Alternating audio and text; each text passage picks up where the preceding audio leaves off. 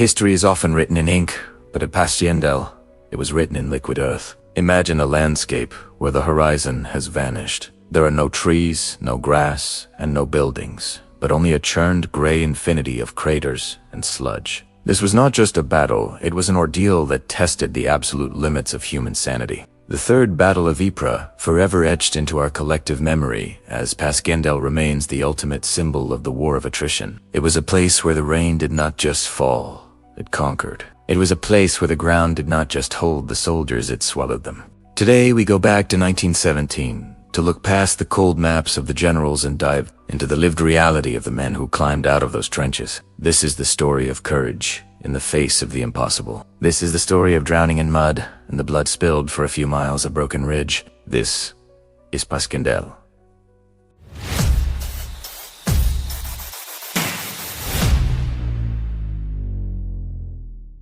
The summer of 1917 was a time of desperate hope and terrifying stakes for the Allied powers. The Great War had been grinding for 3 long years, and the world was weary of the stalemate. On the Western Front, the landscape was a jagged scar of trenches stretching from the Swiss border to the North Sea. But in the mind of Field Marshal Douglas Haig, the commander-in-chief of the British Expeditionary Force, there was a plan to break the deadlock once and for all. This plan centered on the Ypres salient, a bulge in the front lines in Belgium where the British were surrounded by German positions on higher ground. Haig believed that a massive breakthrough here could allow the British to sweep across the Flanders plains, capture the Walto rail hubs at Rulers, and ultimately seize the German submarine bases at Zeebrugge and Ostend. These ports were the launching pads for the U-boats that were currently strangling British supply lines in the Atlantic. If the ports fell, the German Navy would be crippled and the war might be won by Christmas. This was the grand illusion that set the stage for one of the most controversial campaigns in military history. The preparations were unlike anything the world had ever seen. The British concentrated an immense amount of firepower behind the lines, bringing in thousands of guns and millions of shells. The air was filled with the constant drone of aircraft and the clatter of horse-drawn wagons. Every village and farm behind the British lines was transformed into a massive warehouse for the machinery of death. Haig was confident because he believed that the German army was on the verge of collapse. He had seen the reports of declining German morale and the impact of the naval blockade. He felt that one massive concentrated blow would shatter their spirit. However, the Germans were far from broken. They had spent months perfecting a new system of defense in depth. Instead of holding a single heavily manned front line which was vulnerable to artillery, they created a series of flexible zones. The front was lightly held by outposts, while the main strength of the army sat in concrete pillboxes in fortified positions further back, ready to counterattack the moment the British momentum slowed. The prelude to the main offensive actually began in June with the Battle of Ypres. This was a spectacular success, where the British detonated 19 massive underground mines beneath the German ridges. The explosion was so powerful it was reportedly heard in London, and the shock waves felt like an earthquake. The capture of the Messines Ridge gave the British a sense of momentum and fueled Haig's belief that the German lines were brittle. But the delay between Messines and the start of the main offensive at Ypres proved to be a fatal mistake. For several weeks, the British paused to reorganize their forces and move their heavy guns forward. This gave the German commanders under General Sixt von Arnim plenty of time to reinforce their positions and prepare for the coming storm. They knew exactly where the blow was coming, and they were ready to make the British pay for every inch of ground. On July 18, 1917, the British launched a preliminary bombardment that defied description. For 15 straight days, 3,000 guns poured over 4 million shells onto the German positions. The goal was to pulverize the barbed wire, destroy the concrete bunkers, and leave the German defenders in a state of shell-shocked submission. It was the heaviest artillery concentration of the war to date. The noise was a continuous rolling thunder that could be heard across the English Channel. To the soldiers waiting in the trenches, it seemed impossible that anything could survive such a vertical wall of steel and fire. But there was a hidden consequence to this massive display of power. The Ypres region was naturally low-lying with a very high water table. Over centuries, the local farmers had built a complex system of drainage ditches and canals to keep the fields dry. The British bombardment smashed this delicate infrastructure to pieces. The ground was literally pulverized into a fine dust, and the drainage channels were filled with debris. The landscape was primed for disaster. The weather was the final piece of the tragedy. Statistically, the month of August in Flanders is usually dry, but 1917 was an anomaly. On the very first day of the main infantry assault, July 31st, the clouds darkened and the rain began to fall. It was not a light drizzle, but a persistent torrential downpour that turned the shattered earth into a thick, gray porridge. Because the drainage systems had been destroyed by the artillery, the water had nowhere to go. It filled the millions of shell craters until they became deep, treacherous pools. Within 48 hours, the battlefield had been transformed into a swamp.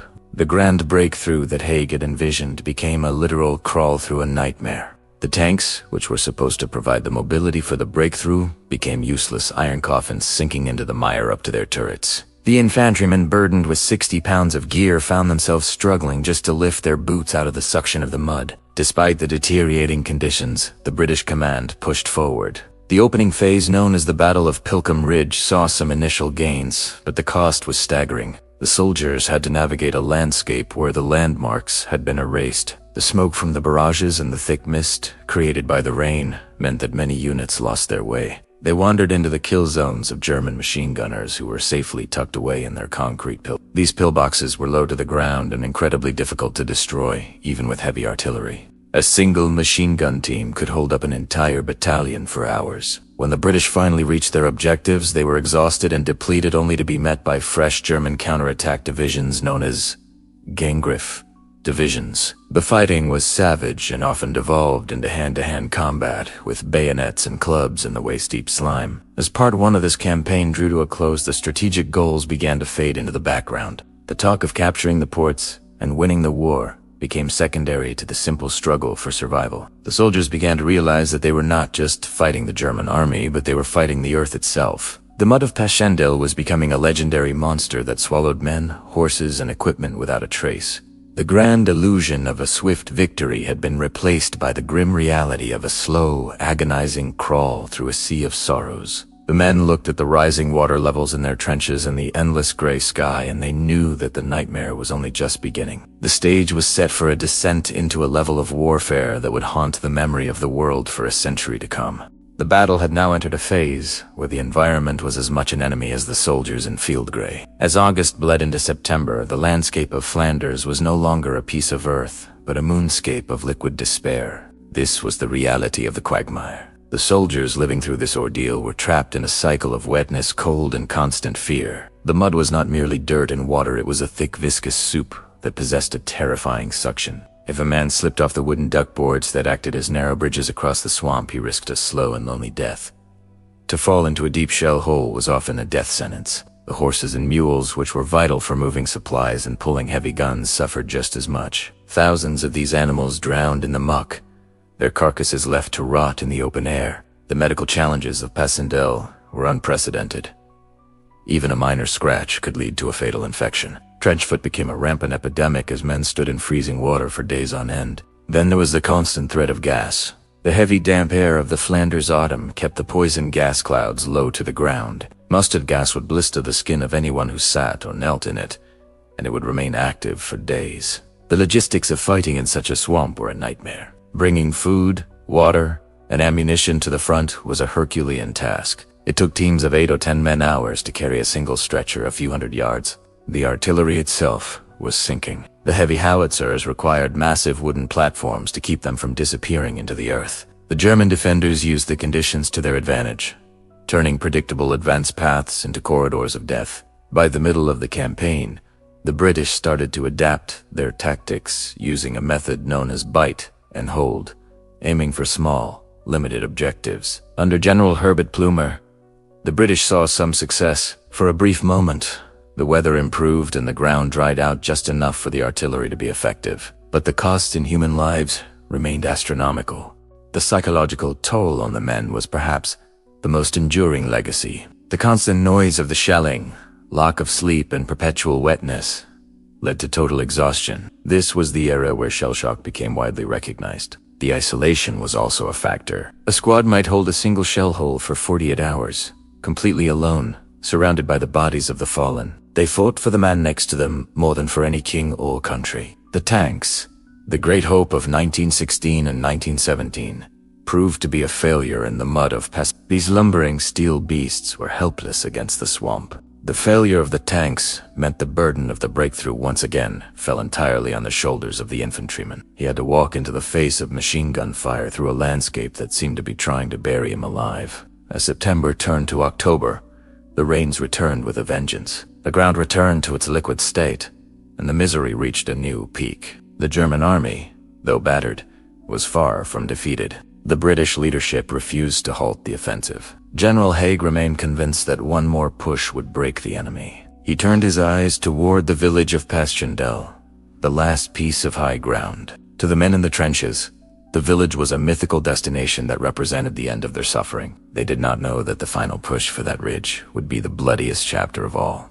The final act of the tragedy began as the calendar turned to October and the sky opened up to release a deluge that would not stop for weeks. The village of Passchendaele was no longer a village. It was a smudge of brick dust on a distant rise, but it had become the obsession of the High Command. By this stage, the British and Australian and New Zealand forces were spent. They had been chewed up by the mud and the machine guns for months. General Haig called upon the Canadian Corps to finish the task. The Canadians had a reputation as elite shock troops, but their commander, Lieutenant General Arthur Currie, was horrified by what he saw. He surveyed the swamp and the ridge, and famously predicted that taking the village would cost 16,000 casualties. He argued that the position had no strategic value anymore because the weather had made further movement impossible, but the orders were absolute. The ridge had to be taken to provide a winter position that was not underwater. The Canadian offensive began in late October, and it was a masterpiece of grit and preparation. Because the ground was so soft, they could not rely on the usual heavy artillery support. Instead, the soldiers had to build miles of wooden plank roads and light railways just to bring ammunition forward. They worked under constant shelling and snipers. The assault was carried out in 3 distinct stages. The soldiers moved forward in a series of short rushes, literal hops, from one crater to the next. They were often waist-deep in water as they fired their Lewis guns. The Germans had reinforced the ridge with a dense network of interlocking machine gun nests. This was no longer a war of movement, but a war of inches.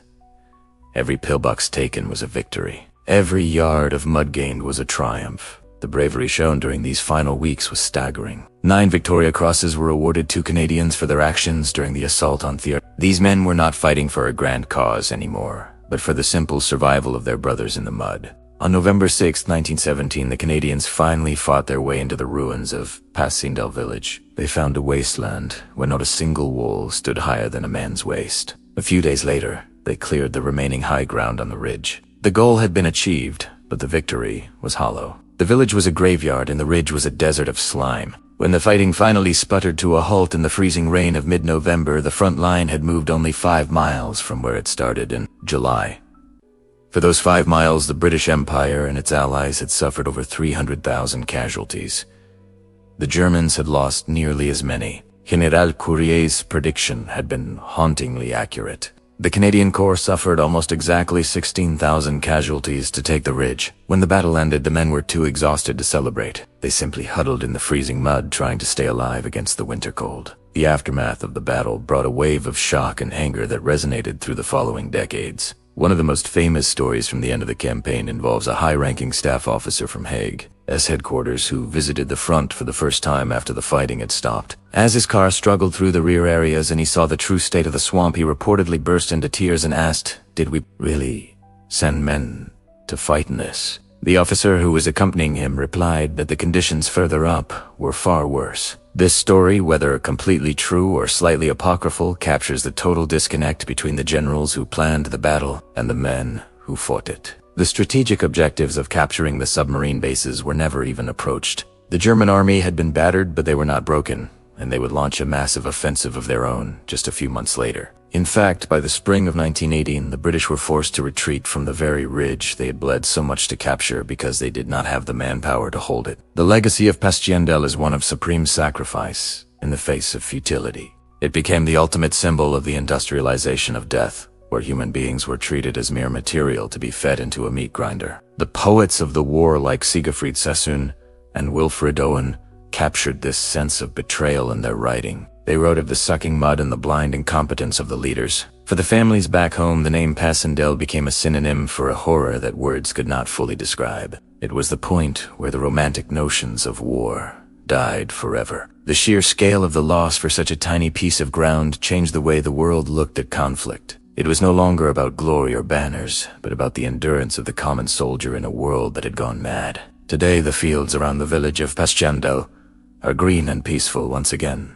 The farmers still plow up the iron harvest every year, turning up unexploded shells, rusted helmets, and the remains of men who were swallowed by the mud over a century ago. The Tyncott Cemetery stands as a silent sentinel on the slope of the ridge. It is the largest Commonwealth war cemetery in the world, containing the graves of nearly 12,000 men. On the back wall, the names of 35,000 more are carved. These are the men who have no known grave, because the mud of Flanders claimed them so completely that they were never found. When you stand on that ridge today and look out over the quiet Belgian countryside, it is hard to imagine the roar of the guns and the screams of the dying, but the earth remembers. Passchendaele remains a lesson in the dangers of stubbornness and the high cost of a grand illusion. It teaches us about the resilience of the human spirit, but also about the terrible consequences of losing sight of the human cost of war. The men who drowned in the mud and the blood of 1917 did not die for a great mountain or a capital city. They died for a few miles of a ridge that was abandoned only months later. Their story is a reminder that in the heat of conflict we must never forget the value of a single life. As the mist rolls over the Flanders fields at dawn, we remember those who climbed out of the trenches and into the swamp. We remember the courage that flickered in the dark and the mud. We remember Passchendaele, not as a military triumph, but as a testament to the endurance of man against the impossible. Their names live on not just in stone, but in the history of a world that promised to never let such a thing happen again.